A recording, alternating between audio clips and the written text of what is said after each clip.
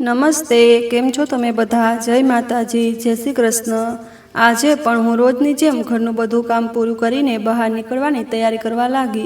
સૌથી પહેલાં મેં મારી રેકડી બહાર કાઢી અને તેના પર એક નાનું બોક્સ મૂક્યું, જેમાં મેં સવારની મહેનતથી ચણા ચાટ બનાવીને રાખ્યું હતું। આ બધું હું એટલા માટે કરતી હતી કારણ કે મારા ઘરનો ખર્ચ ઉપાડવા માટે મારે જાતે મહેનત કરવી પડતી હતી। મેં ઘરનું તાળું માર્યું અને બહાર નીકળી આવી।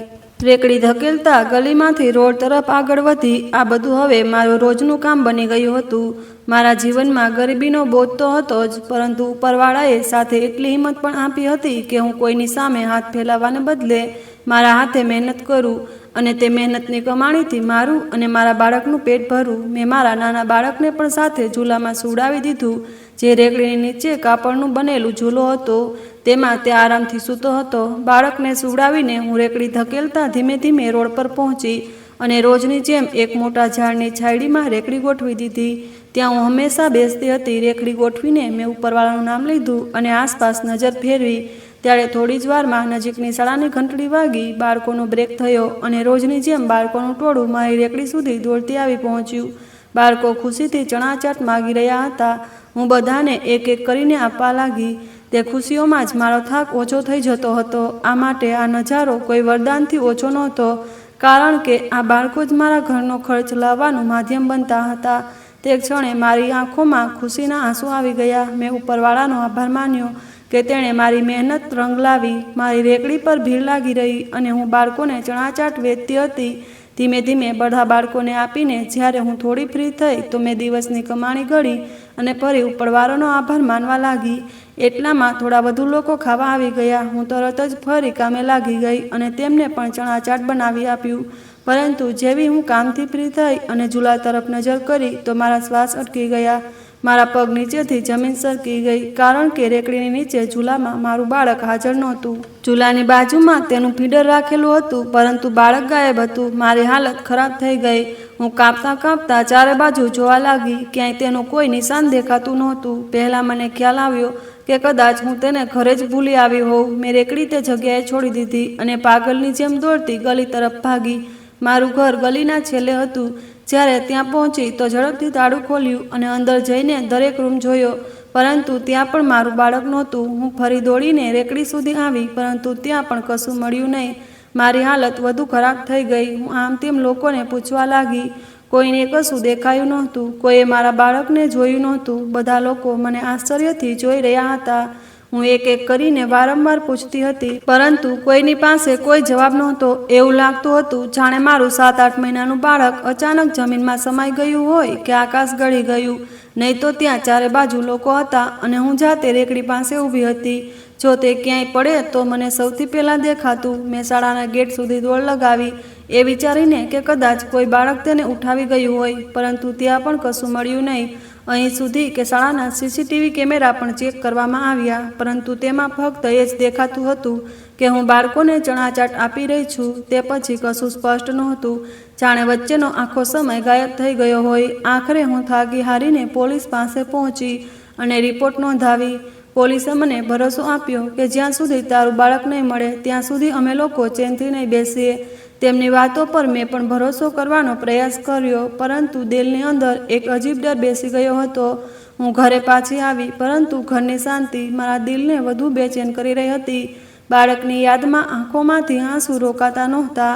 હું વારંવાર ઉપરવાળા પાસે પ્રાર્થના કરતી કે જેણે તેને મને હિંમત આપી છે, તેમ મારું બાળક પણ મને પાછું આપે। ઘણા દિવસો પસાર થઈ ગયા, પરંતુ મારા બાળકનો ક્યાંયથી કોઈ પત્તો ન મળ્યો। દરરોજ સવારે જ્યારે આંખું ખુલે તો દિલમાં એ જ આશા જાગે કે કદાચ આજે કોઈ ખબર મળી જાય, પરંતુ દરેક શાંત થતાં તે જ ખાલીપો અને ડર બાકી રહેતો। હું વારંવાર વિચારતી કે અત્યાર સુધી શા માટે કશું ન મળ્યું? શું ક્યાંય કોઈ સુરાગ તો નથી રહી ગયો? દરેક જગ્યાએ પૂછતી અને શોધતી, પરંતુ દર વખતે નિરાશા જ હાથ લાગતી। આખરે મેં નક્કી કર્યું કે હવે મારે જાતે જ કંઈક કરવું પડશે। પોલીસવાળાઓએ ફક્ત ઔપચારિકતા પૂરી કરી અને કહ્યું કે અમારા લોકો લાગેલા છે, પરંતુ હજુ સુધી કોઈ સુરાગ નથી આવ્યો। તેમના ચહેરા પર કોઈ અસલી ચિંતા દેખાતી નહોતી, જાણે તેઓ ફક્ત પોતાની નોકરી કરી રહ્યા હોય। તેમના જવાબ સાંભળીને મારા દિલમાં વધુ બેચેની વધી ગઈ। મને એવું લાગવા લાગ્યું જાણે આખી દુનિયાએ મારો હાથ પકડવાનો ઇનકાર કરી દીધો હોય। મારે જાતે જ આગળ કદમ ઉઠાવવા પડશે. મેં રેકડી લાવવાનું બંધ કરી દીધું, કારણ કે હવે તેનો કોઈ અર્થ નહોતો. પહેલાં હું રેકડી એટલા માટે લગાવતી હતી કે મારા બાળકનું પેટ ભરી શકું અને થોડી કમાણી ઘર ચલાવવામાં કામ આવે. પરંતુ હવે મારું બાળક જ મારી પાસે નહોતું, તો રેકડી લગાવવાનો શું ફાયદો? તેમ છતાં દરરોજ હું શહેરની ગલીઓમાં દોડતી, દરેક નાકે, દરેક ગલી, દરેક રસ્તા સુધી નજર ફેરવતી. ભીડવાળા બજારોમાં, નાની નાની દુકાનોની આસપાસ દરેક સ્ત્રીના હાથમાં બાળક જોઈને મારું દિલ જોરથી ધડકતું અને હું દોડીને નજીક જતી, એ વિચારીને કે કદાચ મારું બાળક તે જ હશે. ઘણીવાર મને લાગતું કે કોઈએ નાના બાળકને ઉઠાવીને વેચી દીધું હશે કે તેમને ભીખ માગવા માટે લઈ લીધું હશે. અને દર વખતે આ વિચારીને મારું દિલ વધુ તૂટી જતું. 2 મહિના આમ જ પસાર થઈ ગયા અને દરરોજ જાણે મારી હિંમત ઓછી થતી જતી હતી. ખાવું પીવું છોડી દીધું હતું, આંખો સૂજી ગઈ હતી અને દરેક સમયે ફક્ત આંસુ જ વહેતા હતા. મહોલ્લાની સ્ત્રીઓ મને દિલાસો આપતી, કહેતી કે એકને એક દિવસ તારું બાળક તારી પાસે જરૂર આવશે. પરંતુ તેમના શબ્દો મને પૂરેપૂરા સાંત્વના નહોતા આપી શકતા. મારા જીવનનું કારણ જ મારું બાળક અને તેના વગર બધું અધૂરું લાગતું હતું. હું દરેક કોશિશ કરી ચૂકી હતી, દરેક જગ્યાએ પૂછપરછ કરી હતી, પરંતુ કોઈ પરિણામ નહોતું આવ્યું. હવે તો મારું મન પણ જવાબ આપવા લાગ્યું હતું. ફક્ત એ જ વિચારતી કે ક્યારે મારું બાળક મારી પાસે પાછું આવશે. પછી મહોલ્લાની કેટલીક સ્ત્રીઓએ મને ફરી સમજાવ્યું કે રેકડી લગાવ, કદાચ આ બહાને તું થોડું ધ્યાન બટાવી શકે અને થોડો સમય કપાઈ શકે. તેમની વાત સાંભળીને મેં વિચાર્યું કે કદાચ ખરેખર થોડી રાહત મળે અને એકવાર ફરી ચણા ચાટની રેકડી તૈયાર કરી. હું રેકડી લઈને રસ્તા સુધી આવી, પરંતુ આજે મન થોડું ખાલી હતું, જાણે મારા હાથ પગ ભારે થઈ ગયા હોય. રેકડીની બાજુમાં રાખેલું નાનું ફીડર વારંવાર મારી આંખોમાં આંસુ લાવતું. તે જ ફીડર મને મારા બાળકની યાદ અપાવતું હતું. મન થતું કે હમણાં જ મારું બાળક મારી સામે આવી જાય અને હું તેને મારી છાતી સાથે ચાંપી લઉં, તેની હસી સાંભળું અને તેની નાની નાની હરકતો પર હસું. હું બાળકોને ચણાચાટ આપી રહી હતી, પરંતુ દિલ ક્યાંક બીજે જ ભટકતું હતું. કાનમાં વારંવાર તેની હસી અને રડવાનો અવાજ ગૂંજતો રહેતો. હું દરેક સમયે ભગવાન પાસે પ્રાર્થના કરતી રહેતી, એ વિચારીને કે કદાચ બસ એકવાર મને મારું બાળક પાછું મળી જાય. દરેક કદમે હું ભગવાનને કહેતી કે એ ભગવાન, ફક્ત વચ્ચે મને મારા બાળક સાથે મળાવી દે. તેના વગર મારું જીવન અધૂરું છે. એટલામાં જેવું હું પૈસા એકઠા કરીને મારા ગલ્લામાં મૂકવા લાગી, અચાનક પાછળથી ઝડપી કદમોનો અવાજ આવ્યો. મેં ફરીને જોયું તો એક સ્ત્રી ઝડપથી મારી તરફ દોડતી આવી રહી હતી અને જોરથી મને બોલાવી રહી હતી. હું ગભરાઈ ગઈ અને તેની પાસે પહોંચી. તેની આંખોમાં પણ ગભરાટ હતો અને સાંસ ફૂલી રહી હતી. મેં પૂછ્યું, તું કોણ છે અને આટલી ગભરાયેલી શા માટે લાગે છે? તે સ્ત્રી થોડીવાર હાંફતી રહી અને પછી બોલી, તારો દીકરો મળી ગયો છે અને જેની પાસે છે તેણે તને બોલાવ્યો છે. હમણાં તારા ઘર પાસે એક ગાડી આવી અને તે જ લોકો તને લેવા આવ્યા છે. ઝડપથી ચાલ, નહીં તો તે લોકો ચાલ્યા જશે અને પછી તને તારા બાળક માટે તરસવું પડશે. તેની વાત સાંભળતા જ મારા પગ જમીન પરથી ઉડવા લાગ્યા, આંખોમાંથી આંસુ વહેવા લાગ્યા. મન હચમચી ગયું, દિલ ધડકતું હતું. મારા હોઠ પર ફક્ત એ જ બોલતા હતા, હે ભગવાન, ખરેખર મારું બાળક મળી ગયું. મેં બધું છોડી દીધું અને દોડતી મારા ઘર તરફ ચાલી ગઈ. દરેક કદમે ભગવાનનું નામ લેતી હતી, મારી પ્રાર્થના કરતી હતી. આ વખતે મારી પ્રાર્થના જરૂર પૂરી થાય. પછી હું નથી જાણતી કે મારી રેકડી અને તે સ્ત્રી ક્યાં ગઈ અને શું થયું. બસ હું અંદાજો લગાવતી મારા ઘર તરફ આવી. જ્યાં સુધી હું ઘરે પહોંચી, મેં જોયું કે મારા દરવાજે એક ખૂબ મોટી ગાડી ઊભી હતી અને હું વિચારતી હતી કે મારું બાળક ક્યાં છે. મને ખબર પડી કે તે તમારી પાસે છે. હું વિચાર્યા વગર બોલતી ગઈ. તેની આંખોમાં પણ ગભરાટ હતું અને તે બોલી, જો બહેન, મારી પાસે તારું બાળક નથી, પરંતુ અમારા માલિક પાસે છે અને મારા માલિક તને યાદ કરી રહ્યા છે. ઝડપથી ગાડીમાં બેસ, હું તને લઈ જાઉં છું. અને પછી તેણે મને ગાડી સુધી લઈ ગયો. મારી સામે દરવાજો ખોલીને મને અંદર બેસાડી. મારું દિલ જોર જોરથી ધડકતું હતું. વારંવાર મારા બાળકની યાદ આવતી હતી. 2 મહિના પછી હું મારા બાળકને જોવા જઈ રહી હતી અને ડર પણ લાગતો હતો કે તે ઠીક છે કે નહીં. શક્ય છે કે લોકો મને ખોટું સમજે. પોલીસવાળાઓએ પણ તેમની સાથે વાત કરી હતી, પરંતુ કોઈ સ્પષ્ટ જવાબ નહોતો મળ્યો. મારા દિમાગમાં બસ એ જ ચાલતું હતું કે ઉપરવાળાની મદદથી કદાચ હવે બધું ઠીક થઈ જશે. મેં મારું દિલ થામી રાખ્યું અને ગાડીમાં બેસીને આગળ વધી. 1 કલાકની સફર પછી ગાડી એક ખૂબ મોટા ઘરની બહાર ઊભી રહી. મને ડર અને આશ્ચર્ય બંને થઈ રહ્યા હતા. શું આ ઘરના માલિકે મારા દીકરાને ઉઠાવ્યો હતો? હું ગરીબ હતી અને આ મોટો બંગલો જોઈને આશ્ચર્યચકિત હતી. ગાડીની પાછળ કોઈને જોઈને ડ્રાઈવર ઊભો રહ્યો અને બહાર નીકળીને મારી સામે દરવાજો ખોલી દીધો. તેમણે કહ્યું કે પહેલાં હું સાહેબ સાથે વાત કરી લઉં અને પછી મને અંદર લઈ આવ્યો. હું ચૂપચાપ આંસુ સારતી તેની સાથે ચાલી ગઈ. ઘરમાં પ્રવેશ્યા પછી તે મને એક મોટા હોલમાં લઈ આવ્યો. આ એક ડ્રોઈંગ રૂમ હતો જ્યાં ખૂબ મોટું અને સ્વચ્છ વાતાવરણ હતું. તેમણે મને બેસવાનો ઈશારો કર્યો અને કહ્યું કે હું સાહેબને બોલાવીને લાવું છું. થોડીવાર પછી પગના નિશાનનો અવાજ સંભળાયો અને જેવું મેં માથું ઊંચું કર્યું મને એવું લાગ્યું જાણે જમીન જ મારા પગ નીચેથી સરકી ગઈ હોય. મારું દિલ જોર જોરથી ધડકવા લાગ્યું. હું ઉપરવાળાની મહેરબાની જોઈને અવાક થઈ ગઈ. મારી આંખો આંસુથી ભરાઈ આવી. મને એવું લાગતું હતું જાણે હું કોઈ સ્વપ્નમાં છું. આ તે જ સમય હતો જ્યારે મેં મેટ્રિકની પરીક્ષા પાસ કરી હતી. આખા ખાનદાનમાં ખુશીનો માહોલ હતો. મારી માની આંખોમાં ગર્વ હતું અને પપ્પાએ મહોલ્લામાં મીઠાઈઓ વહેંચી હતી. મારી ખુશીનું કોઈ ઠેકાણું નહોતું. પપ્પાની એક પ્યારી દીકરી માટે આ ગર્વની વાત હતી. પહેલીવાર મેટ્રિકમાં ટોપ કરવું મારા અને મારા પરિવાર માટે ખૂબ મોટી સિદ્ધિ હતી અને બધા લોકો મને અભિનંદન આપવા આવતા હતા. કદાચ ત્યારે જ બધાને ખબર પડી ગઈ કે હું જવાન થઈ ગઈ છું અને મારા માટે કોઈ રિશ્તો હોવો જોઈએ. હવે ખાનદાની સ્ત્રીઓ પણ મારા માટે રિશ્તા લાવવા લાગી. મારી માની સાથે આ વિશે વાતચીત થતી પરંતુ મને તે સમયે વધુ કશું સમજાતું નહોતું. મારી માની તબિયત તો એમ પણ ખરાબ રહેતી હતી અને જ્યારે મેં SSCમાં એડમિશન લીધું તો મારી મમ્મીની હાલત વધુ ખરાબ થવા લાગી. તે દિવસોમાં મારા માટે એક ખૂબ સારી જગ્યાએથી રિશ્તો આવ્યો. છોકરો પોતાની મહેનતથી ઉચ્ચ દરજ્જાની નોકરી કરતો હતો. મમ્મી પપ્પામાંથી કોઈ નહોતું. ભાઈ બહેન પણ નહોતા. તે એકલો હતો પરંતુ ખૂબ સમજદાર અને જવાબદાર હતો. તેણે પોતાની મહેનતથી બધું મેળવ્યું હતું. મમ્મીને મારા વિશે આ રિશ્તો ખૂબ ગમ્યો. છોકરાનો વેપાર અને વર્તન બંને મમ્મીને પસંદ આવ્યા. પપ્પાએ પણ રાય લઈને મારો રિશ્તો તેની સાથે પાકો કરી દીધો અને મારો અભ્યાસ અધવચ્ચે રહેવા છતાં મારા લગ્ન નક્કી થઈ ગયા.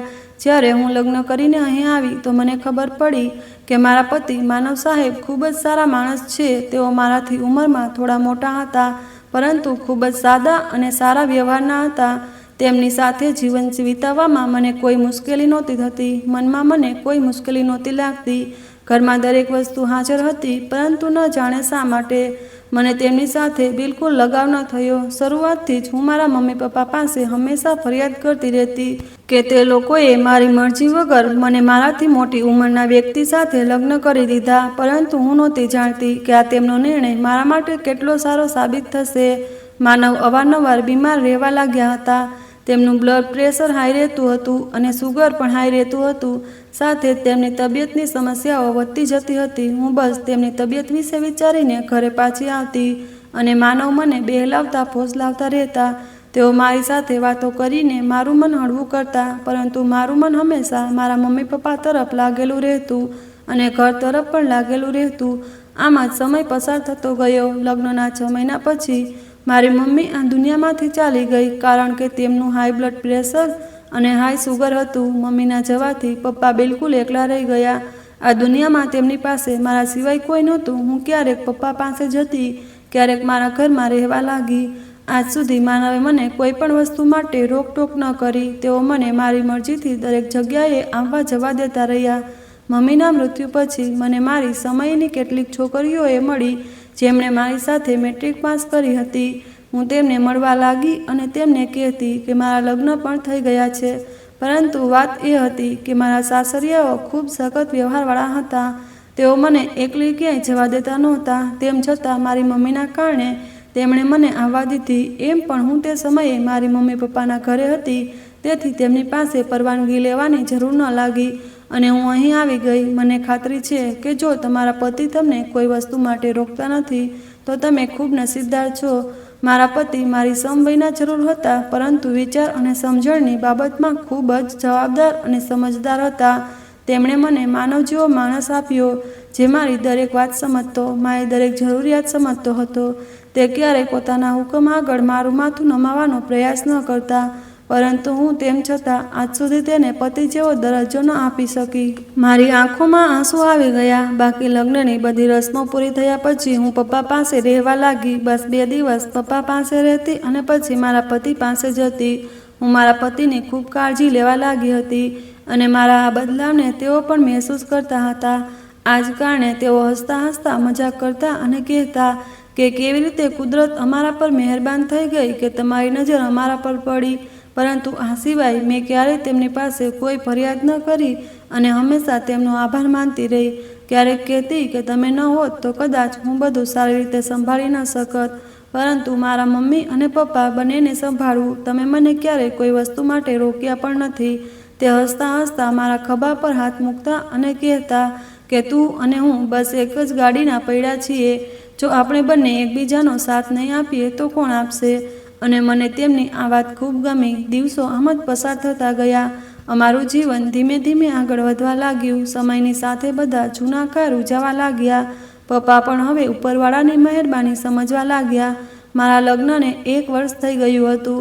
હજુ સુધી અમને કોઈ બાળક નહોતું થયું. પપ્પાના મૃત્યુ પછી હું સંપૂર્ણ રીતે એકલી રહી ગઈ હતી. જે ભાડાના ઘરમાં અમે રહેતા હતા તે છોડીને પપ્પાના ઘરે આવી ગયા, કારણ કે હું ઈચ્છતી હતી કે મારા પપ્પાનું ઘર આબાદ રહે. આ જ કારણે માનવે મારી વાત માનીને આ ઘરમાં રહેવાનું શરૂ કર્યું. બધું સારી રીતે ચાલી રહ્યું હતું. ઉપરવાળાની મહેરબાની રહી. જ્યારે અમે બંને ઘરે આવ્યા તો મારી તબિયત થોડી ખરાબ રહેવા લાગી. ડૉક્ટર પાસે ચેકઅપ કરાવ્યું તો તેમણે અમને ખુશખબરી આપી કે અમે બંને માતા પિતા બનવાના છીએ. આ ખબર પર અમારી બંનેની ખુશીનું કોઈ ઠેકાણું ન રહ્યું. મારી આંખોમાં આંસુ આવી ગયા. મેં ઉપરવાળાનો આભાર માન્યો અને પ્રાર્થના કરી કે અમારા બાળકને હંમેશા ખુશ રાખજે. જીવન આમ જ ચાલવા લાગ્યું. હવે મારા પતિને દિવસે ને દિવસે તરક્કી મળવા લાગી. તેઓ ઓફિસમાં કામ કરતા અને તેમના માલિકે તેમને એક શહેરથી બીજા શહેર મોકલવાનું શરૂ કર્યું. આમાં તેઓ અવારનવાર કામના સિલસિલામાં શહેરો વચ્ચે જતા રહેતા. અમારું જીવન બસ ઘરમાં ચાલી રહ્યું હતું. હું મારા પતિની યાદોના સહારે જીવતી રહેતી અને જ્યારે તેઓ શહેરની બહાર જતા તો મહોલ્લાની કોઈ વૃષ્ટિને મારી પાસે એક રાત રહેવા મોકલી દેતા અને પોતે ચાલ્યા જતા. બધું બરાબર ચાલી રહ્યું હતું. અચાનક 5મા મહિનામાં મને એવી ખબર મળી કે મારા કાનને અડતા જેવું લાગ્યું, જાણે તેમાં ઉકળતું શીશું રેડી દેવામાં આવ્યું હોય. મારા પતિ થોડા દિવસ પહેલાં ખૂબ તૈયારી કરી રહ્યા હતા અને તેમનું કહેવું હતું કે પહેલાં તો એક શહેરથી બીજા શહેર જવું પડતું હતું. હવે મારે એક દેશથી બીજા દેશ જવું પડી રહ્યું છે અને ત્યાં જો તેમનું કામ પસંદ ન આવ્યું તો કંપનીના ઓનર સાથે વાત થઈ જશે. તેમણે મને કહ્યું કે મને ત્યાં બિઝનેસમાં પાર્ટનરશિપ મળી ગઈ છે અને હવે હું ત્યાં જઈને સારું કામ કરી શકું. મારું બહાર જવાનું સપનું પણ પૂરું થશે. પરંતુ હું દિલથી ખૂબ ઉદાસ થઈ ગઈ અને મારું દિલ જોરથી તૂટી રહ્યું હતું. મને લાગ્યું કે જો હું તેમને હમણાં જવા દઈશ તો કદાચ હું તેમને હંમેશા માટે ગુમાવી દઈશ, પરંતુ હું તેમને રોકી ન શકતી. તેથી મેં ઉપરવાળા પાસે તેમની સુરક્ષિત યાત્રા અને સફળતા માટે પ્રાર્થના કરી અને પછી ચૂપચાપ ઘરમાં રહેવા લાગી. વૃષ્ટિ મારી સાથે રહેતી, ક્યારેક ઘરે જતી, ક્યારેક આવીને મારી પાસે બેસતી, રાતના સમયે મારી પાસે જ રહેતી. બસ આમ જ જીવન પસાર થવા લાગ્યું. રોજ રોજની વાતો. બીજા દિવસે પણ તે જ ખબરે મારા કાનને અડી અને મને એવું લાગ્યું જાણે મારા કાનમાં ઉકળતું શીશું રેડી દેવામાં આવ્યું હોય. મારી આંખો આંસુથી ભીની થવા લાગી, કારણ કે તે ખબર બીજું કંઈ નહીં પરંતુ એ હતી કે જેની સફરથી માનવ બીજા શહેર જઈ રહ્યા હતા તે પ્લેન હાદસામાં પડીને તબાહ થઈ ગયું અને તેમાં હાજર બધા લોકોએ જીવ ગુમાવ્યો. તેમની લાશોનો કોઈ પતો ન મળ્યો. મારી તો આંખોમાંથી આંસુ વહેવા લાગ્યા. મને એવું લાગ્યું જાણે મારા પગ નીચેથી જમીન સરકી ગઈ હોય અને મારા માથા પર આકાશ પડી ગયું હોય. દિલની ધડકન એટલી ઝડપી થઈ ગઈ કે હું કંઈ વિચારી પણ ન શકતી. તેઓ મારી પાસે વચન આપીને ગયા હતા કે તેઓ જલ્દી પાછા આવશે. હજુ તો 6 મહિના પણ નહોતા થયા જ્યારે બાળક આ દુનિયામાં આવવાનું હતું. હું વિચારતી હતી કે આ સમય કેવી રીતે પસાર થશે અને મારા પતિ પાછા આવશે કે નહીં. મેં તરત હેલ્પલાઇન પર કોલ કર્યો તો તેમણે કહ્યું, અમે પ્રયાસ કરી રહ્યા છીએ, અમે તમને જલ્દી ખબર આપીશું. અને તે પછી તેમનો સંપર્ક બંધ થઈ ગયો. દિવસો બસ રડતા જ પસાર થવા લાગ્યા. મારી પાસે 2 મહિનાનું રાશન હતું. તે સિવાય મારી પાસે કંઈ હાજર નહોતું. પૈસા પણ એકાઉન્ટમાં હતા, પરંતુ કોઈને મહેસૂસ ન કરાવી શકતી. દિવસો ધીમે ધીમે પસાર થઈ રહ્યા હતા અને મારા અંદરનો ડર અને એકલતા વધતી જતી હતી. 3 મહિના સુધી તે વૃદ્ધ સ્ત્રી મારી પાસે રહી. તેમને મારી ખૂબ કાળજી લીધી. રોજ મારા માટે ખાવાનું લાવતી, મારી સંભાળ કરતી જેમ મારી મમ્મી કરતી હતી અને મારા માટે તે બિલકુલ મમ્મી જેવી બની ગઈ. મારા પતિના ના હોવાને તેમણે મને હિંમત આપી કે બેટા, હજુ પણ તારા પર ઉપરવાળો છે અને તારે મજબૂત રહેવું પડશે. અને એટલું જ નહીં, પરંતુ જ્યારે મારું બાળક આ દુનિયામાં આવ્યું તેમણે મારા દીકરાની પણ ખૂબ કાળજી લીધી. મને તેની સંભાળ કરતાં હંમેશા પોતાની છાતી સાથે ચાંપીને કહેતી રહેતી, બેટા, જો મારા હાથમાં હોત તો કદાચ હું તને ક્યારેય એકલી ન હોવા દેત. તારી કિસ્મતમાં આટલી મુશ્કેલીઓ લખાઈ હતી કે આટલી નાની ઉંમરે વિધવા થવું પડ્યું અને બાળકની જવાબદારી તારા માથે જ છે. પરંતુ હિંમત રાખ બેટા, હવે તારા સિવાય કોઈ નથી. આ બધું તેના પ્રેમ અને સમજાવટના કારણે મને હિંમત મળતી રહી. અને પછી મારા દીકરાના જન્મના થોડા મહિના પછી મેં ચણાચાટ લગાવવાનું શરૂ કર્યું, જેથી હું મારી મહેનતથી કમાણીથી ઘર ચલાવી શકું અને વૃદ્ધ સ્ત્રી પર બોજ ન બનું. મારો દીકરો મારી આંખોનો તારો હતો. દિવસ રાત તેની સંભાળ કરતા સમય પસાર થતો રહ્યો. તે 8 મહિનાનો થયો અને ત્યારે અચાનક મારી રેકડી પરથી તે ગાયબ થઈ ગયો. હું રોજ તેને ઝૂલામાં લટકાવી રાખતી, જે હું કાપડથી બનાવેલી જગ્યામાં રાખતી. તે ત્યાં ખુશ રહેતો અને હું તેને ઝૂલતો જોતી રહેતી અને તેની દરેક હરકત પર નજર રાખતી. હું તેની ખુશીમાં બધી તાકાત લગાવી દેતી અને દરેક સમયે એ જ વિચારતી કે મારો દીકરો હંમેશા ઠીક રહે અને ખુશ રહે. આજ મારી દુનિયા બની ગઈ હતી. હું ઝૂલાની પાસે ઊભી હતી અને દરેક પળે એ જ વિચારતી કે ક્યાંક મારો દીકરો મારી પાસે ન હોય તો. મારી આંખોમાં ડર અને બેચેની હતી. દરેક જગ્યાએ શોધ્યું, દરેક ગલી કૂંદી, દરેકને પૂછ્યું, પરંતુ 2 મહિના સુધી મારો દીકરો ક્યાંય ન મળ્યો. દરેક દિવસનો અંત ફક્ત રડતા અને તૂટેલા દિલ સાથે થતો. મનમાં વારંવાર એ જ સવાલ ઉઠતો કે ક્યાંક કોઈને તેને નુકસાન તો નથી પહોંચાડ્યું, ક્યાંય કોઈ ખતરો તો નથી. અને પછી એક દિવસ મારી આંખો સામે એક મોટી કાર ઊભી રહી. ડ્રાઈવરે મને કારમાં બેસાડી અને કહ્યું કે હવે તું તારા દીકરા સાથે મળી શકે. મારા પગ નીચેથી જમીન સરકી ગઈ. દિલ જોર જોરથી ધડકવા લાગ્યું. 2 મહિનાની બેચેની, રાત દિવસની ચિંતા, આંસુઓની લડી અને બેચેન દિલ, બધું એક પળમાં મારી સામે ઊભું હતું. જેવી જ હું તે વિશાળ અને ભવ્ય ઘરમાં પ્રવેશી, મારા પગ અટકી ગયા. આટલી સુંદર અને આલીશાન હવેલી મેં જીવનમાં ક્યારેય નહોતી જોઈ. મારા મનમાં ડર અને સવાલો ઉઠ્યા. શું ખરેખર મારો દીકરો અહીં છે? શું મારી સામે તે જ વ્યક્તિ ઊભો હતો જેણે આટલી મુશ્કેલીઓમાં અમને સુરક્ષિત રાખ્યા? અને પછી મારી નજર તે નાના પગલાં પર પડી. મારો 8 મહિનાનો પ્યારો દીકરો નાના નાના કપડાં પહેરીને મારા પતિના ખોળામાં રમી રહ્યો હતો. તે મારા ખોળામાં ચોંટી ગયો અને તેની હસી સાંભળીને મારો બધો ડર, ચિંતા ગાયબ થઈ ગઈ. મારા પતિએ મને જોઈને હસ્યા અને મારી આંખોમાં પણ આંસુ હતા. હું પગલાં આગળ વધારતી તેની પાસે ગઈ. તેમણે ધીમેથી મારો હાથ પકડ્યો અને હું હકીકતમાં પાછી આવી. તને શોધતા શોધતા હું અહીં પહોંચી, તે બોલ્યા. મારી હિંમત ન થઈ કે હું સીધો તારી સામે આવી જાઉં. હું તને સરપ્રાઈઝ આપવા માંગતો હતો. હું તને અમારા નવા ઘરમાં લાવીને બતાવવા માંગતો હતો કે હું સફળ થઈ ગયો. તે મને બીજા શહેર મોકલ્યો હતો અને હું સફળ થઈ ગયો. તેમની વાતો સાંભળીને મારી આંખોમાંથી આંસુ વહેવા લાગ્યા. મારો દીકરો મારી પાસે આવ્યો, મારા ખોળામાં ચોંટી ગયો. તેની હસી અને માસૂમિયતે મારા દિલમાં સુકૂન ભરી દીધું. હું મારા દીકરાને ગળે લગાવીને ધીમેથી બોલી, હે ભગવાન, આભાર કે તે ઠીક છે અને હવે મારી સામે છે.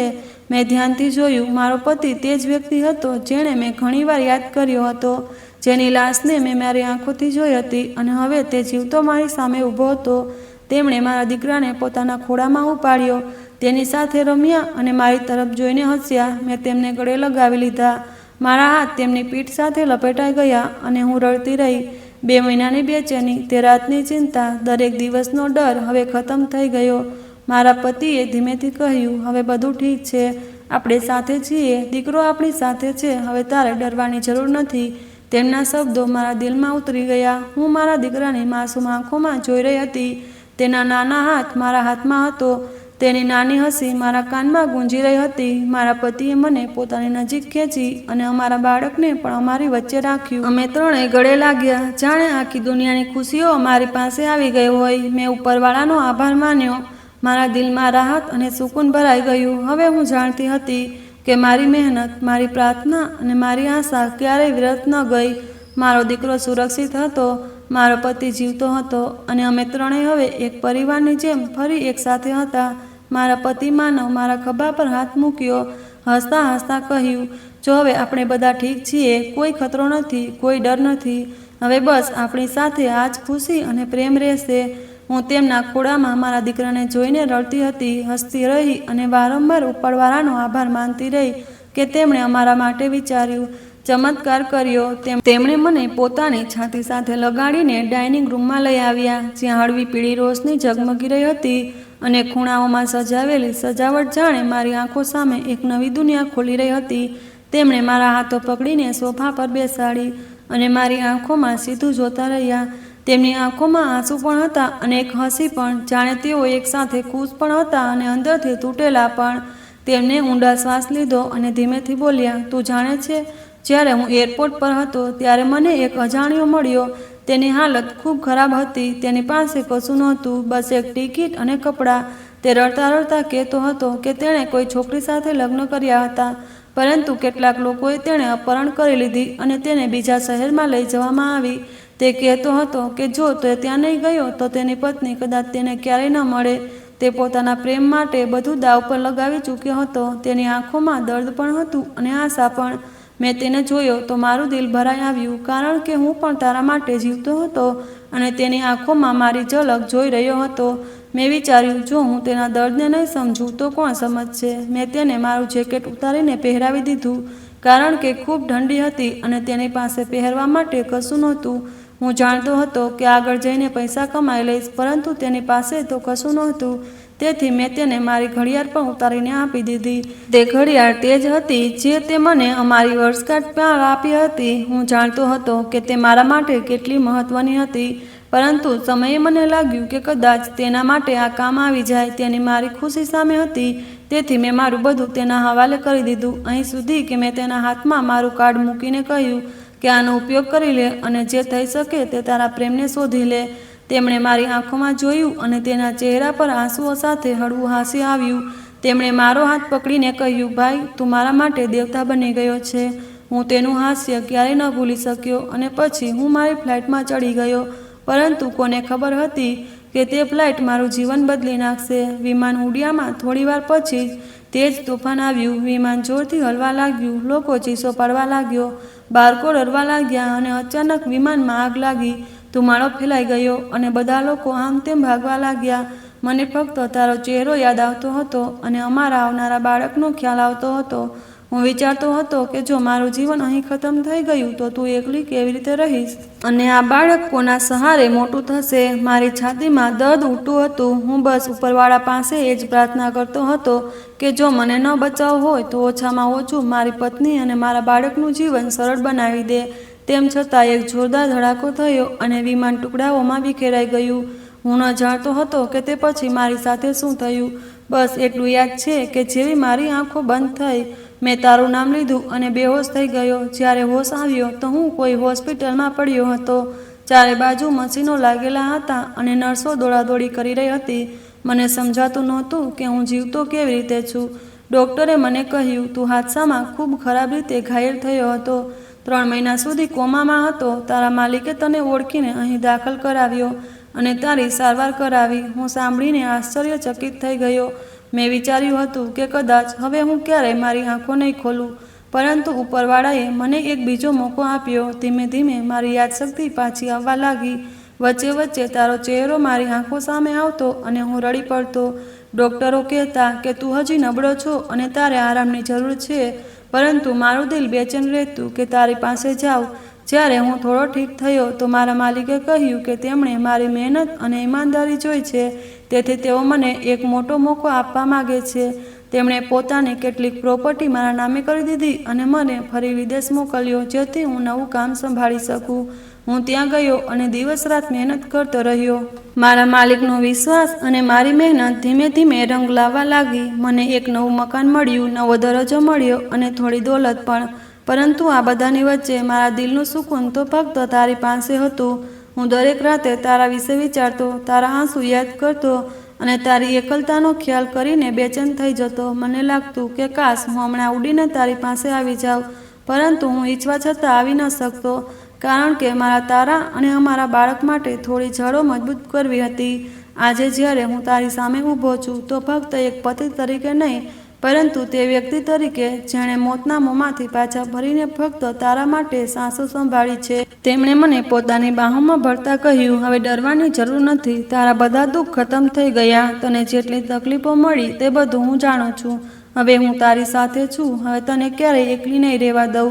તારા આંસુઓને હું મારી હથેળીઓથી લૂછી દઈશ અને તારા ચહેરા પર ફક્ત હસી છોડીશ. તારા રડતા ચહેરાને જોઈને મારું દિલ કાંપી ગયું અને મેં તેને વધુ જોરથી છાતી સાથે લગાડી લીધા. તે બોલ્યા, આજથી તારી દરેક મુશ્કેલી મારી હશે અને તારી દરેક ખુશી તારા ચહેરા પર નહીં પરંતુ મારી જાનમાં સાંસ બનીને બેસશે. મેં ઉપરવાળાનો આભાર માન્યો કે તેમણે અમને ફરી મળાવ્યા અને અમારી કિસ્મતને ફરી એકવાર જોડી દીધી. મારા ખોળામાં બેઠેલો મારો દીકરો માસુમિયતથી હસતા હસતા અમને જોઈ રહ્યો હતો. તેની નાની હસી મારા દિલને અંદરથી સ્પર્શી રહી હતી. મેં એક નજર તે મોટી હવેલી પર નાખી જેને જોઈને મારી આંખો ભરાઈ આવી, કારણ કે આટલી આલિશાન જગ્યા તો મેં ફક્ત ફિલ્મો અને ટીવીના ડ્રામાઓમાં જોઈ હતી. મેં તો ક્યારેય ખ્વાહિશ પણ છોડી દીધી હતી કે મારા જીવનમાં આવો દિવસ પણ આવી શકે. મારા જેવી છોકરીઓ માટે તો આવા સપના ફક્ત સપના જ હોય છે, હકીકત નહીં. અમે વિચારીએ છીએ કે આવી હવેલી જો કોઈના જીવનમાં આવે તો ત્યાં ચેન સુકૂન નથી રહેતું, બલકે વધુ પરેશાનીઓ મળે છે. તેથી મેં આ વિશે ક્યારેય વિચાર્યું પણ નહોતું. મારું જીવન જેવું હતું તેમાંથી હું ખુશી શોધી લેતી હતી, પરંતુ ઉપરવાળાનું લખેલું કોણ બદલી શકે? તેમણે મને જેટલી મુશ્કેલીઓ આપી હતી તે બધી એક સમય માટે હતી અને હવે લાગતું હતું કે તે મુશ્કેલીઓ ખતમ થઈ ગઈ છે. હવે મારા માટે નવા યુગની શરૂઆત થઈ રહી હતી. મેં ઉપરવાળાનો આભાર માન્યો અને મારા પતિ મારા હાથ પકડીને મને રૂમમાં લઈ ગયા. જેવી હું તે ભવ્ય રૂમમાં દાખલ થઈ તે પળે હું બધું ભૂલી ગઈ. હું આશ્ચર્યચકિત હતી. આટલી સુંદર સજાવેલી જગ્યા મેં પહેલાં ક્યારેય નહોતી જોઈ. ત્યારે મને યાદ આવ્યું કે આજે અમારે લગ્નની વર્ષગાંઠ પણ છે. મારા પતિ હસતા હસતા બોલ્યા, જ્યારે તું નીચે આંગણામાં બાળકોને ચણાચાટ ખવડાવતી હતી ત્યારે મેં એક માણસને મોકલીને અમારા દીકરાને ઝૂલામાંથી ઉઠાવી લીધો હતો, કારણ કે હું જોવા માંગતો હતો કે જ્યારે હું તેને મારા ખોળામાં લઈશ તો કેવો અનુભવ થશે. અને સાચું કહું, જ્યારે મેં તેને મારી પાસે લીધો તો મને અજીબ ગભરાટ થઈ. મારી છાતી સાથે ચોંટીને ખિલખિલાટ કરવા લાગ્યો, રમવા લાગ્યો, હસવા લાગ્યો અને તે પળે મને પૂરો યકીન થઈ ગયો કે આ ખરેખર મારો દીકરો જ છે. મેં 2 મહિના સુધી તેને મારી પાસે રાખ્યો જેથી હું નક્કી કરી શકું કે તે મારું લોહી છે. અને તારી હાલત જોવા માટે મેં આ બધું કર્યું. મેં જોયું કે તું પાગલની જેમ તેને શોધી રહી હતી, દરેક ગલી, દરેક ખૂણે ભટકી રહી હતી. અને જ્યારે તારી હિંમત જવાબ આપવા લાગી ત્યારે મેં નક્કી કર્યું કે હવે હું તને મારી પાસે બોલાવી લઉં. મને ડર હતો કે જો હું સીધો આવીને બધું કહી દઈશ તો કદાચ તું મને માફ ન કરી શકે. પરંતુ જ્યારે મહોલ્લાના લોકો પાસે સાંભળ્યું કે હવે તું પણ મારો ઇંતજાર કરે છે, દરેક સમયે મારી યાદોમાં ડૂબેલી રહે છે, ત્યારે મારું દિલ પીગળી ગયું અને મેં તને પાછું બોલાવવાનું વિચારી લીધું. સાચે જ ઉપરવાળો બધું કરાવે છે. તેમણે અમને ફરી મળાવ્યા. નહીં તો બિછડેલા લોકો આ રીતે ફરી એકસાથે ક્યાં મળે છે? મારા પતિની આ વાત સાંભળીને હું ધ્રુસકે રડવા લાગી. મારો ઓરડો ગુલાબની પાંખડીઓથી એવો સજાવેલો હતો જાણે કોઈ નવવધૂની પહેલી રાત હોય. વચ્ચે મોટા ટેબલ પર એક સુંદર કેક મૂકેલી હતી જેના પર લખેલું હતું લગ્નની વર્ષગાંઠની શુભેચ્છાઓ. તે ડ્રેસિંગ ટેબલ તરફ ગયો અને ત્યાંથી એક સુંદર ડબ્બો લઈ આવ્યો. તેમણે હસતા હસતા કહ્યું, બાળક મને આપ અને તું જોઈને તૈયાર થઈ જા. આજે આપણી વર્ષગાંઠ છે અને આજથી આપણા જીવનની ખુશીઓ પાછી આવી ગઈ. આજથી તારી આંખોમાં ફક્ત હસી હશે, હવે ક્યારેય આંસુ નહીં આવે. હું ઝડપથી વોશરૂમમાં ગઈ અને જ્યારે તૈયાર થઈને બહાર આવી તો મારું દિલ ખુશીથી ધડકવા લાગ્યું, કારણ કે તે પળ કોઈ સપનાથી ઓછી ન હતી. મેં મારી લાલ સાડી સંભાળતા બહાર પગ મૂક્યો તો તે અને મારો દીકરો બંને મારી તરફ જોઈ રહ્યા હતા અને તે મને જોઈને હસી રહ્યો હતો. તેની આંખોમાં ચમક અને પ્રેમ બધું ઝળકી રહ્યું હતું. પછી અમે બંનેએ મળીને કેક કાપી. તેમણે મારો હાથ પકડીને મીણબત્તીઓ ઓલવી અને મારા કાનમાં ધીમેથી કહ્યું, જો આજથી આપણા જીવનમાં ફક્ત ખુશીઓ જ હશે. અને પછી અમે ઉપરવાળાનો આભાર માન્યો. મેં પ્રાર્થનામાં હાથ જોડીને કહ્યું કે જેમ મારી મુશ્કેલીઓ ખતમ થઈ ગઈ તેમ દરેકની મુશ્કેલીઓ પણ સરળ થઈ જાય. મારી આંખોમાં આંસુ નીકળી રહ્યા હતા, પરંતુ આ વખતે તે આંસુ દર્દના નહોતા બલકે ખુશીના હતા. મારો પતિ હવે બિલકુલ ઠીક હતો અને જેને હું મૃત માનતી હતી તે ખરેખર કોઈ બીજો હતો. કદાચ તે સ્ત્રીના જીવનમાં હજુ પણ રાહ જોવાનો સમય બાકી હશે. મેં ઉપરવાળા પાસે તેના માટે પણ પ્રાર્થના કરી કે જેમ તેમણે મારા રસ્તા સરળ કર્યા તેમ તેની મુશ્કેલીઓ પણ સરળ થઈ જાય. આજે મેં પૂરા દિલથી અનુભવ્યું કે મુશ્કેલીઓ ગમે તેટલી મોટી હોય તે હંમેશા થોડા સમય માટે જ હોય છે. તેના પછી સરળતા ચોક્કસ આવે અને તે સરળતા માણસને સાચી ખુશી આપે છે. આજે મને મારા સબરનું સૌથી મોટું ફળ મળ્યું હતું. હું ઈચ્છું છું કે દરેકના જીવનમાં આવી જ પળ આવે અને કોઈને ક્યારેય પોતાની આશા ન તોડવી, કારણ કે ઉપરવાળો હંમેશા સાંભળે અને યોગ્ય સમયે ખુશીઓ વહેંચે છે. જ્યારે તેમણે મને પોતાની બાજુમાં બેસાડીને ધીમે ધીમે પોતાની વાર્તા સંભળવાનું શરૂ કર્યું તો મારા શ્વાસ જાણે અટકી ગયા. તેના અવાજમાં દર્દ હતું અને એક અજીબ પ્રકારની રાહત પણ. તે બોલ્યો, તું વિચારતી હશે કે હું તને છોડીને ચાલ્યો ગયો હતો, પરંતુ સત્ય એ છે કે હું જાતે જ જીવન અને મૃત્યુની વચ્ચે ફસાયેલો હતો. તેમણે કહ્યું કે જે દિવસે તે વિમાનમાં બેઠો હતો તેને મારી અને આપણા આવનાર બાળકની તસવીરથી ભરેલું હતું. તે વિચારતો હતો કે જલ્દી સફળ થઈને પાછો આવીશ અને આપણને બધાને ખુશાલ જીવન આપીશ. પરંતુ નસીબે કંઈક બીજું જ લખ્યું હતું. ઉડાન ભરતા જ હવામાન બગડ્યું. તેજ તોફાન, વીજળીના કડાકા અને વિમાનના આંચકા. ચારે બાજુ અફરાતફરી મચી ગઈ. લોકો પ્રાર્થનાઓ કરી રહ્યા હતા. કોઈ જોરથી રડી રહ્યું હતું, કોઈ પોતાના બાળકને ગળે લગાવીને બેઠું હતું. તેમણે કહ્યું કે તે સમયે તેમણે આંખો બંધ કરીને ઉપરવાળા પાસે એ જ પ્રાર્થના કરી, જો મને બચાવવો હોય તો મારી પત્ની અને મારા બાળક માટે બચાવ, નહીં તો મને ઉઠાવી લે. અચાનક એક જોરદાર ધડાકો થયો અને વિમાન નીચે પડવા લાગ્યું. લોકો આમ તેમ ફેંકાઈ રહ્યા હતા. તેની સીટ તૂટીને અલગ થઈ ગઈ અને તેના હોશ ઉડી ગયા. જ્યારે આંખ ખુલી તો તે પોતાની ઝાડીઓની વચ્ચે જોયો, જ્યારે ચારે બાજુ ધુમાડો અને કાટમાળ હતા. લોકો ચીસો પાડી રહ્યા હતા. તેમણે ખૂબ કોશિશ કરી, પરંતુ તેની સાથે બેઠેલા લોકોમાંથી કોઈ જીવતું ન મળ્યું. તેને સમજાતું નહોતું કે તે કેવી રીતે બચી ગયો. તેના હાથ પગ જગ્યાએ જગ્યાએ ઘાયલ હતા. માથા પર ઊંડી ઈજા હતી. તે પછી તેના માલિકે તેને ત્યાંથી હોસ્પિટલમાં દાખલ કરાવ્યો. ઘણો સમય કોમામાં રહ્યા પછી હોશ આવ્યા. પછી ધીમે ધીમે મારી યાદશક્તિ આવી તો દરેક રાતે ફક્ત મને આપણા બાળકની યાદ આવતી હતી. તે અજાણી જગ્યાએ જ્યાં તે કોઈને ઓળખતો નહોતો. તેનો સહારો ફક્ત મારી યાદો હતી. તેનું નામ અસ્પષ્ટ દેખાતું હતું, પરંતુ એક ચહેરો સ્પષ્ટ દેખાતો હતો, મારો ચહેરો. તેમણે કહ્યું, તારો ચહેરો જ મારા જીવનનો સહારો હતો. જ્યારે પણ હું બેહોશી અને હોશની વચ્ચે ઝૂલતો હતો, મને લાગતું કે તું મને બોલાવી રહી છે. આ જ કારણે હું હારી શક્યો નહીં. થોડા મહિના પછી જ્યારે ઠીક થયો તો એક હાદસામાં મૃત્યુ પામેલા એક મોટા બિઝનેસમેનના માલિકે તેની મદદ કરીને તેની ઓળખ જણાવી અને સારવાર કરાવીને તેને સંભાળ્યો. તેમણે તેની મહેનત અને ઈમાનદારી જોઈ અને પોતાની કેટલીક જવાબદારીઓ તેના હાથમાં સોંપી. ધીમે ધીમે તે કામ કરવા લાગ્યો અને આગળ વધ્યો, પરંતુ તેમણે કહ્યું કે સફળતા કરતાં તેના માટે વધુ મહત્વનું તને શોધવું હતું. પરંતુ તેને ડર હતો કે જો તે તેને નકારી દીધો તે તો શું કરશે. આ કહેતા તેની આંખો ભરાઈ આવી. તેમણે મારો હાથ જોરથી પકડ્યો અને કહ્યું, પરંતુ આજે તું મારી સામે જ છે. હું કસમ ખાઉં છું, હવે ક્યારેય તને એકલી નહીં છોડું. મેં પણ તેને કહ્યું કે જ્યારે મારું બાળક ખોવાઈ ગયું હતું ત્યારે મારી આખી દુનિયા ઉજળી ગઈ હતી. મને સમજાતું નહોતું કે શું કરું. સૌથી પહેલાં તો હું પાગલની જેમ ગલીએ ગલીએ દોડી. દરેક ઘરે જઈને પૂછ્યું, દરેક દુકાન, દરેક ખૂણે જોયું, દરેક પાસે રડી રડીને કહ્યું, મારું બાળક જોયું છે, પરંતુ દર વખતે જવાબ એ જ મળ્યો, અમે નથી જોયું. આ સાંભળીને મારું દિલ વધુ તૂટી ગયું. દિવસ અને રાત મારા માટે એક સરખા થઈ ગયા. મને ઊંઘ નહોતી આવતી, ખાવાનું ગળે નહોતું ઉતરતું. બસ એ જ વિચારતી કે મારું બાળક ક્યાં ગયું, કોની પાસે છે. ભૂખ્યું તો નથી ને, રડે તો નથી ને. પોલીસ પાસે પણ ગઈ, રિપોર્ટ પણ લખાવ્યો, પરંતુ ત્યાં પણ કોઈએ દિલથી મારી મદદ ન કરી. તેઓ બસ કહેતા રહેતા કે અમે કંઈક ખબર પડશે તો જણાવીશું. મને એવું લાગ્યું જાણે બધાએ મારો હાથ છોડી દીધો અને હું એકલી રહી ગઈ. રેકડી લગાવવાનું પણ મેં થોડા દિવસો માટે બંધ કરી દીધું, કારણ કે જ્યારે પણ હું ચણાચાટ બનાવીને રાખતી, મારું મન ત્યાં જ જતું કે મારો દીકરો ઝૂલામાં સૂતો, ક્યાંક કોઈ આવીને તેને ઉઠાવી ન લે. ડર અને દુઃખના કારણે હું કામ પણ નહોતી કરી શકતી, પરંતુ ભૂખે મને મજબૂર કરી અને મેં ફરી રસ્તા પર બેસીને કામ શરૂ કર્યું. લોકો આવતા, ચણા ખાતા, પરંતુ મારી આંખો દરેક પળે મારા દીકરાને શોધતી રહેતી. કેટલાક લોકો ટોણા પણ મારતા, કહેતા, આ છોકરી હંમેશા રડે છે કે નથી ખબર કેવી સ્ત્રી છે જે પોતાના બાળકને જ ન સંભાળી શકી. તેમના શબ્દો સાંભળીને મારું દિલ વધુ તૂટતું, પરંતુ હું જાણતી હતી કે જો હું હારી ગઈ તો મારું બાળક ક્યારેય પાછું નહીં આવે. તેથી મેં પોતાને સંભાળવાનું શીખ્યું. મહોલ્લાની કેટલીક સ્ત્રીઓ હતી જે સહારો આપતી, ખાસ કરીને તે વૃદ્ધ અમ્મા જે મારા માટે સાચી મા જેવી બની ગઈ. તે મને ખાવાનું બનાવી આપતી, દવા પીવડાવતી અને વારંવાર કહેતી, બેટા, રડવાથી કંઈ નહીં થાય. ઉપરવાળા પાસે પ્રાર્થના કર, મહેનત કર, આશા ન છોડ. તેની વાતો મારા દિલમાં ઉતરી ગઈ અને હું થોડી સંભાળાઈ ગઈ. ધીમે ધીમે મેં કામ પર ધ્યાન આપવાનું શરૂ કર્યું. પહેલાં મુશ્કેલ હતું, પરંતુ પછી આદત થઈ ગઈ.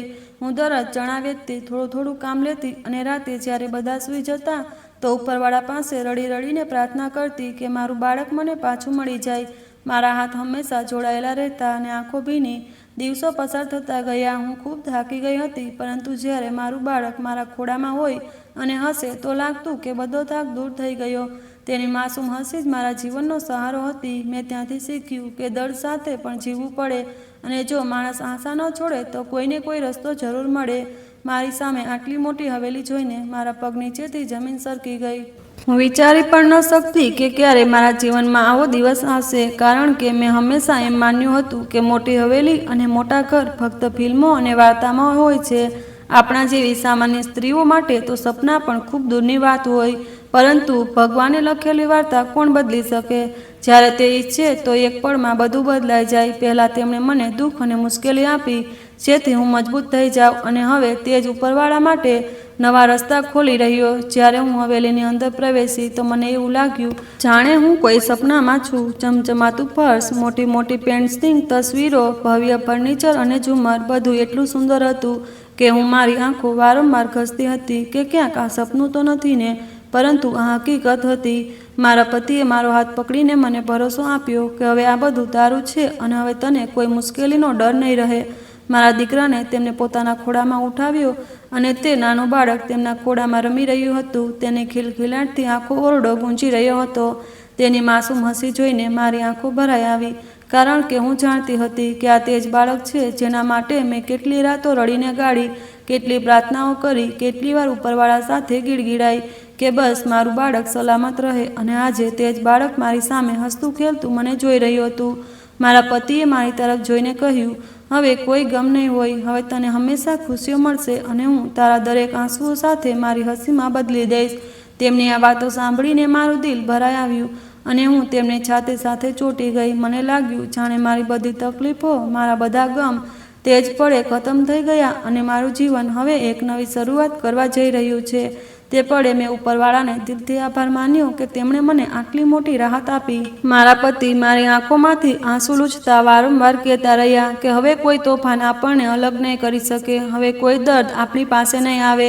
તને જેટલું દુઃખ મળ્યું છે હવે એટલી જ ખુશીઓ મળશે. અને હું મારી આંખો બંધ કરીને બસ એ જ વિચારતી હતી કે સાચે જ જો માણસ સબર રાખે તો ઉપરવાળો તેને સૌથી મોટી રાહત આપે.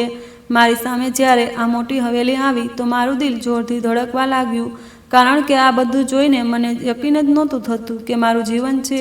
હું હંમેશા વિચારતી કે આપણા જેવી સ્ત્રીઓની કિસ્મતમાં ભાડાના નાના નાના મકાનો હોય છે કે પછી કોઈના ઘરનો ખૂણો, પરંતુ આ તો ખૂબ મોટું ઘર હતું, જેના દરવાજાથી લઈને બારીઓ સુધી દરેક વસ્તુ ચમકી રહી હતી, જાણે બારીઓ કોઈ મોટા તહેવાર માટે સજાવવામાં આવી હોય. હવેલી અંદર મેં જે અનુભવ્યું કે હું જાણું છું તે ફિલ્મી દુનિયામાં પહોંચી ગઈ હોય. જે જગ્યાએ રોશની જ રોશની હતી, મોટા મોટા ઝુમ્મર લટકતા હતા, જેની ચમક મારી આંખોને ચકાચૂંધ કરી દેતી હતી. દિવાલો પર લાગેલી મોટી મોટી તસવીરો જોઈને મને એવું લાગતું હતું જાણે આ ઘર સેંકડો વર્ષ જૂનું હોય, પરંતુ તેમ છતાં તેમાં દરેક વસ્તુ એટલી નવી અને ચમકદાર હતી કે હું આશ્ચર્યચકિત થઈ ગઈ. મેં મારા પતિનો હાથ જોરથી પકડી લીધો, કારણ કે મને ડર લાગતો હતો કે ક્યાંક આ સપનું તૂટી ન જાય અને હું ફરી તે જ મારા જૂના જીવનમાં પાછી ન જાઉં.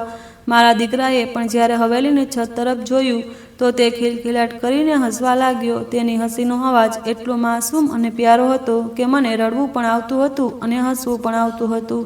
કદાચ આ ઉપરવાળાની બનાવેલી સૌથી મોટી રાહત હતી કે મારા ખોળો ખાલી ન રહી, અને આજે મારો દીકરો મારી સામે ખુશ થઈને હસી રહ્યો હતો. મારા પતિએ મારી આંખોમાં જોઈને કહ્યું, જો આ બધું તારું જ છે, હવે તને કોઈ વસ્તુની કમી નહીં રહે. હવે તારે ક્યારેય તે દિવસ નહીં જોવો પડે જ્યારે તું એકલી બેસીને રડતી હતી. હવે હું છું, મારો દીકરો છે, અને આ બધું હવે તારું જ છે. તેમની વાત સાંભળીને મારી આંખોમાંથી આંસુ વહેવા લાગ્યા. મને તે બધી રાતો યાદ આવી ગઈ જ્યારે હું એકલી બેસીને રડતી હતી, જ્યારે મેં મારા પતિને ગુમાવી દીધા હતા. એમ માનીને મેં મારી બધી આશાઓ છોડી દીધી હતી. જ્યારે હું મારા બાળકને ઝૂલામાં ઝૂલાવીને બસ એ જ વિચારતી હતી કે કદાચ તે પોતાના પિતાના ચહેરો ક્યારેય નહીં જુએ, પરંતુ આજે તે બાળક પોતાના પિતાની ખોળામાં રમી રહ્યું હતું. અમે બંનેને જોઈને મને એવું લાગ્યું જાણે ઉપરવાળાએ મારી દરેક પ્રાર્થના સાંભળી લીધી. ઓરડાના ખૂણામાં ગુલાબના ફૂલોથી સજેલી ટોપલી મૂકેલી હતી. તેની ખુશ્બુ આખા ઓરડામાં ફેલાઈ રહી હતી, અને તે ખુશ્બુ મારા દિલને સુકૂન આપી રહી હતી. હું મારી આંખો બંધ કરીને બસ એ જ વિચારતી હતી કે સાચે જો માણસ સબર કરી લે તો એકના એક દિવસ ચમત્કાર બતાવે છે જે માણસની સોચથી પણ ઘણો મોટી હોય છે. મારા પતિ અને પોતાની છાતી સાથે લગાડીને વારંવાર તે જ કહેતા હતા કે હવે કોઈ દર્દની ચિંતાની જરૂર નથી. હવે આપણું જીવન ફક્ત ખુશીઓથી ભરેલું રહેશે અને આપણા બાળકના ચહેરા પરની આ હસી હંમેશા રહેશે. તેમણે કહ્યું કે હવે તારી આંખોમાં આંસુ ખુશીના જ હશે. હવે તારા હોઠ પર હંમેશા હસી રહેશે. તેમની વાતો સાંભળીને મારું દિલ ભરાઈ આવ્યું અને હું જોરથી રડી પડી. પરંતુ આ રડવું હવે દુઃખનું નહોતું, રાહત અને સુકૂનનું હતું. મેં ઉપરવાળાનો દિલથી આભાર માન્યો, કારણ કે જો તે ઈચ્છત તો મારી વાર્તા હંમેશા દર્દથી ભરેલી રહી શકત. પરંતુ તેમણે મારી વાર્તામાં ખુશીનો એક નવો વળાંક ઉમેર્યો. હવે મને યકીન થઈ ગયું કે મુશ્કેલીઓ હંમેશા માટે નથી આવતી, તે ફક્ત માણસની કસોટી કરવા માટે હોય છે અને જો માણસ સબર કરે તો આપણે તેના ભાગ્યે ખુશીઓ જ આવે છે. દરેકે પોતાના હોંસલો, પ્રેમ અને મુશ્કેલ સમયને પાર કરી શકીએ છીએ. આ જ મારી શીખ છે અને હું ઈચ્છું છું કે લોકો આને યાદ રાખે અને પોતાના જીવનમાં અપનાવે. મિત્રો, હું આશા રાખું છું કે તમને અમારી વાર્તા ગમી હશે. જો વાર્તા ગમી હોય તો વિડીયોને લાઇક કરો, ચેનલ પર નવા હો તો ચેનલને સબસ્ક્રાઈબ કરો અને હા, નોટિફિકેશન બેલને જરૂર દબાવો જેથી આગલું અપડેટ તમને સૌથી પહેલાં મળે.